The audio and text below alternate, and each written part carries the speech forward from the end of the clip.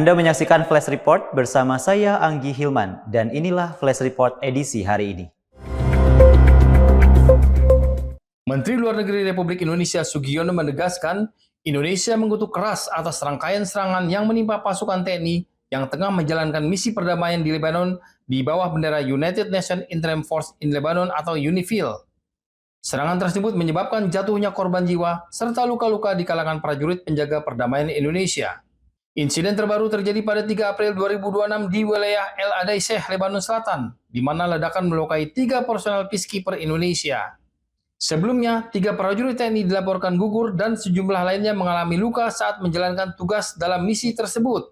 Sugiono menegaskan, pemerintah Indonesia mendesak investigasi menyeluruh atas rangkaian insiden yang terjadi. Selain itu, pemerintah mendorong adanya jaminan keamanan bagi seluruh personel penjaga perdamaian di berbagai wilayah penugasan.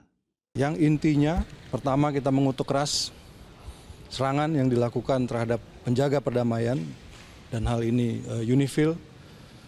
Kemudian kita juga menuntut supaya dilakukan investigasi menyeluruh karena ini adalah misi penjaga perdamaian. Oleh karena itu hal seperti ini ya kalau kita ngomong tidak seharusnya terjadi, tetapi kenyataannya ini terjadi. Harus ada satu garansi keamanan bagi prajurit-prajurit penjaga perdamaian karena mereka menjaga perdamaian. They're peacekeeping, not peacemaking. Mereka tidak dilengkapi dengan kemampuan untuk membuat ataupun peacemaking. Ini perlengkapannya dan latihannya adalah untuk menjaga perdamaian.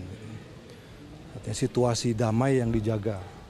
Sebelumnya, tuntutan untuk dilakukan investigasi atas serangan terhadap pasukan penjaga perdamaian Indonesia telah disuarakan Indonesia melalui perwakilan tetap Republik Indonesia untuk Perserikatan Bangsa-Bangsa.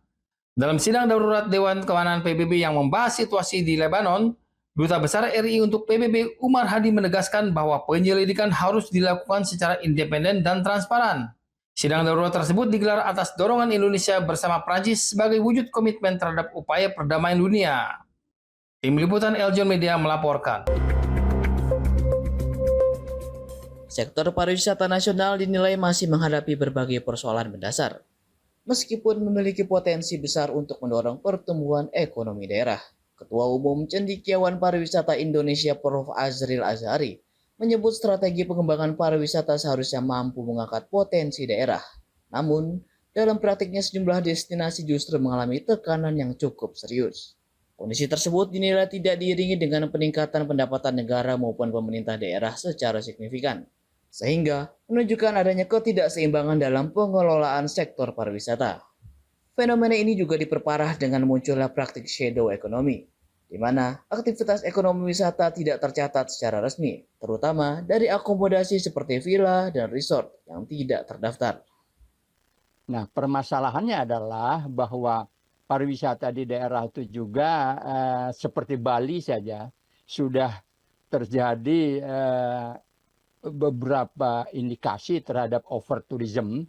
Nah, namun demikian overtourism terjadi, namun pendapatan ke negara atau pemerintah daerah juga kelihatan tidak signifikan berbanding tidak lurus.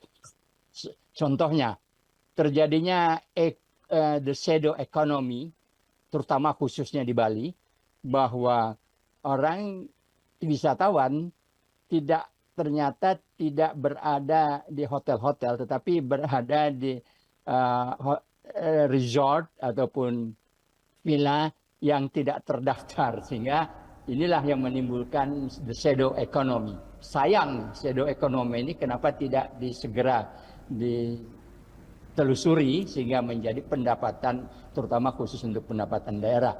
Prof. Azril menekankan pentingnya percepatan penyusunan aturan-aturan dari Undang-Undang Nomor 18 Tahun 2025 tentang kepariwisataan.